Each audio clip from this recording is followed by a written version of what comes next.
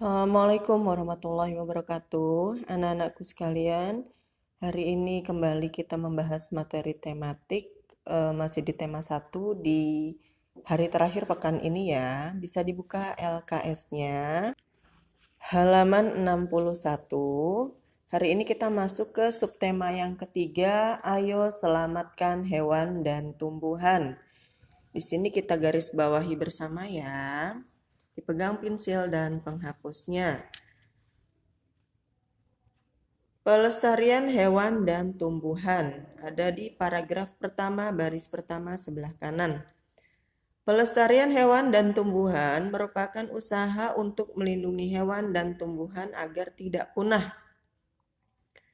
Di baris terakhir, dilakukan dengan dua cara, yaitu pelestarian in situ dan ex situ.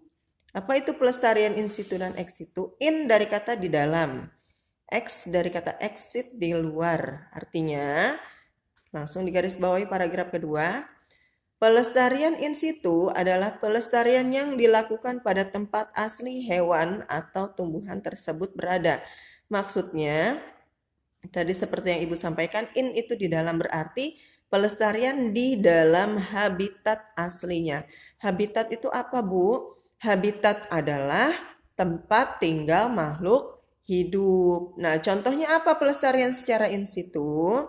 Yang pertama adalah Suaka Marga Satwa, kemudian ada hutan lindung dan taman nasional.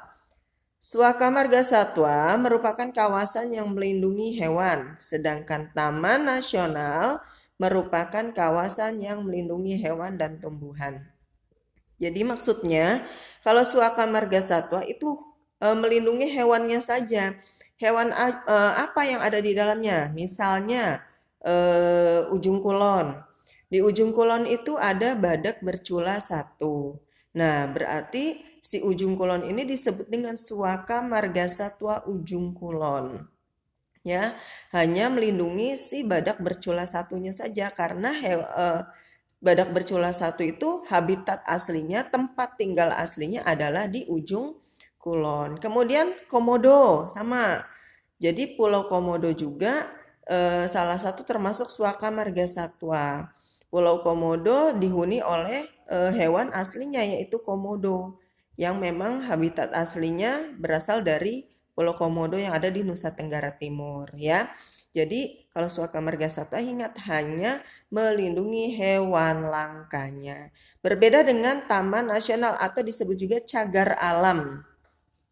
Kalau cagar alam itu biasanya hewan dan tumbuhannya yang ada di dalamnya. Hewannya dilindungi, tumbuhan dan lingkungan yang ada di dalamnya juga dilindungi. Jadi apa namanya? Termasuk juga tumbuhannya tumbuhan yang mungkin sudah langka. Ya, jadi perbedaannya di situ. Selanjutnya di halaman 62 di bagian atas ini pelestarian ex situ. Tadi exit berarti di luar.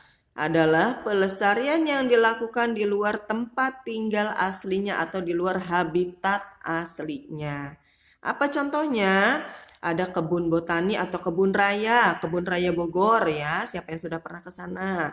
Kemudian ada kebun binatang. Nah, baru tahun kemarin ya. Tahun ini di bulan Februari kemarin kita ke kebun binatang Taman Safari. Kemudian ada juga penangkaran. Nah, ini adalah salah satu contoh pelestarian ex situ yang dilakukan oleh pemerintah untuk mencegah terjadinya hewan dan tumbuhan punah. Jadi hewan dan tumbuhan yang sudah mulai langka dibudidayakan, dikembangbiakan di pelestarian ex situ ini. Ya, kayak di kebun binatang kita bisa lihat komodo, ya kan? Komodonya kemudian dikembangbiakan bertelur, kemudian menetas juga di kebun binatang Taman Safari atau di Ragunan. Ya kan? Jadi tidak hanya di Pulau Komodonya saja yang ada. Seperti itu. Nah, dari LKS yang sudah tadi di garis bawahi bersama, ini sudah Ibu rangkumkan ya. Bisa nanti dicatat di buku catatan tematiknya, nanti difotokan ya. Kemudian kita lanjut ke materi yang di bawahnya. Ini materi tematik berkaitan dengan bahasa Indonesia, ya. membahas tentang laporan investigasi. Apa itu laporan investigasi? Ini nanti juga bisa ditambahkan di atasnya seperti ini ya. Nih, sambil dicatat, Ibu sorot pelan-pelan ya. Laporan investigasi adalah laporan yang disusun berdasarkan temuan atau fakta yang dilakukan dengan melalui wawancara, pengamatan, dan studi pustaka. Nah, ini coba dicatat dulu ya. Ya, dicatat dulu bersama. Tulisannya yang bagus. Pensilnya yang runcing, yang tebal supaya mudah dibaca. Sudah ya. Kemudian kita garis bawahi lagi secara bersama. Di sini ada di baris terakhir. Struktur teks laporan investigasi. Nah, ini di laporan investigasi itu apa saja yang harus dicantumkan ya? Setelah dari kita wawancara, dari pengamatan, dari studi pustaka, ini membaca buku-buku atau melalui internet dan sebagainya.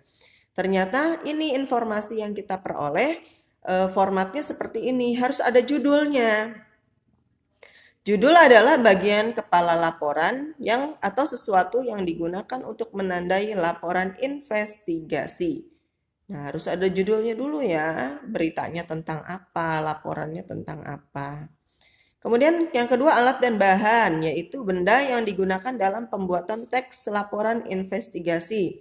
Kalau misalnya reporter, misalnya kamera, kemudian mikrofon, kemudian bisa lagi narasumbernya ya. Nah, itu masuk ke alat dan bahannya. Yang ketiga adalah informasi umum. Nah, merupakan informasi yang bersifat umum dari objek investigasi. Misalnya anak-anak mau membuat laporan tentang virus COVID-19. Nah, dari virus COVID-nya itu sendiri digambarkan dulu secara umum bahwa virus COVID ini awalnya berasal dari negara Cina di kota Wuhan, terdeteksi pembawanya atau hewan pembawa virus ini adalah kelelawar dan sebagainya. Itu maksudnya informasi secara umumnya. Kemudian fakta dari data yang dikumpulkan adalah hal atau peristiwa yang benar-benar terjadi atau nyata keberadaannya. Nah, dari virus corona nih dijabarkan lagi. Saat ini virus corona telah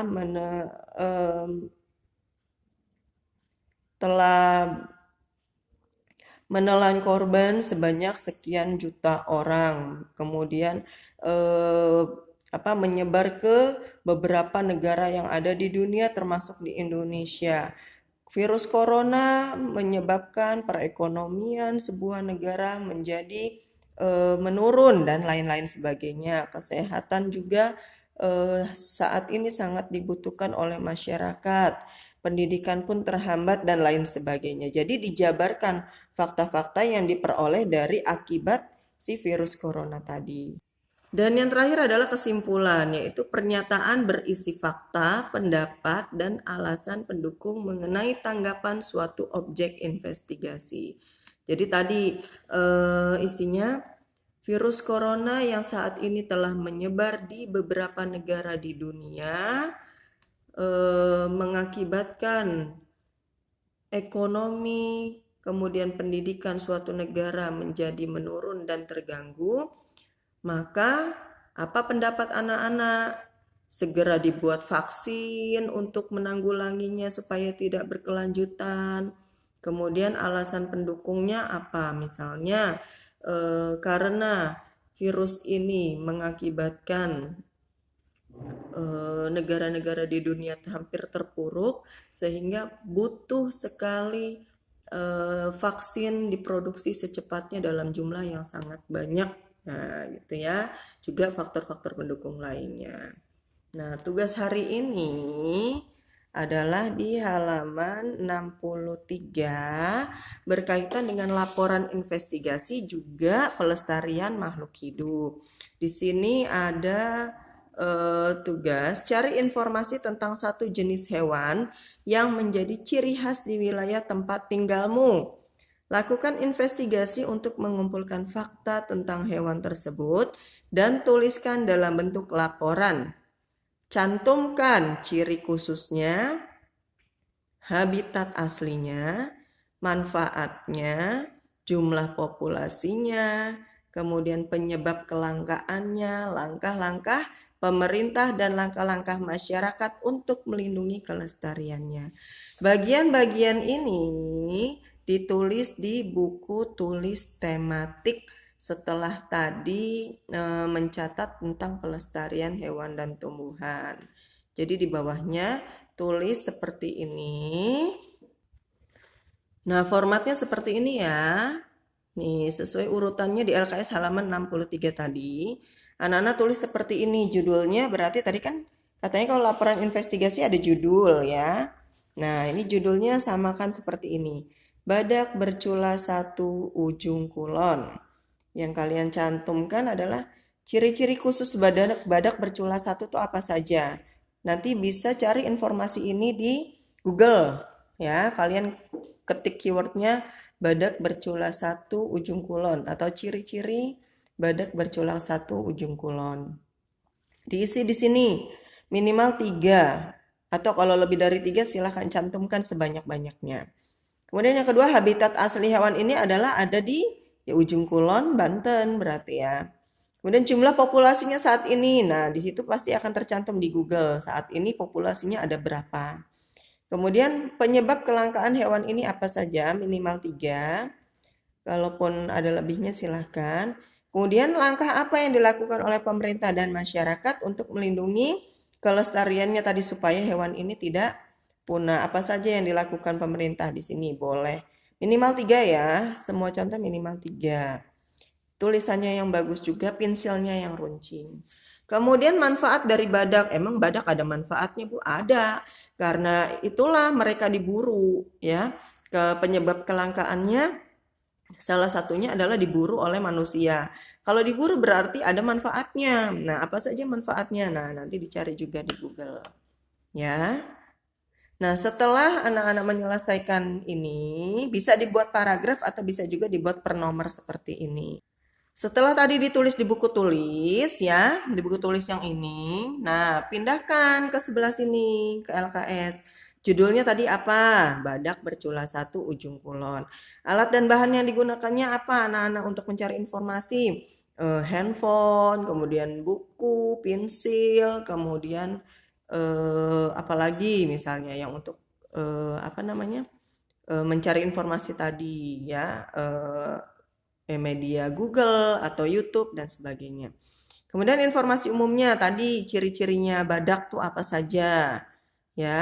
Kemudian habitatnya sekarang jumlah populasi ya habitatnya di mana. Faktanya kalau fakta ini berisi berarti jumlah populasinya sekarang berapa, kemudian masuknya kategori langka atau sudah punah. Nah, di sini nanti kesimpulannya diambil kesimpulan dari 1 sampai 6 yang sudah kalian catat, disimpulkan, dirangkum. Coba Bu Guru mau tahu nih, di kelas 4 dan kelas 5 sudah pernah merangkum catatan. Jadi yang penting-penting seperti ini ya, yang Bu Guru garis bawah ini adalah yang penting-penting, ini artinya ringkasan atau rangkuman.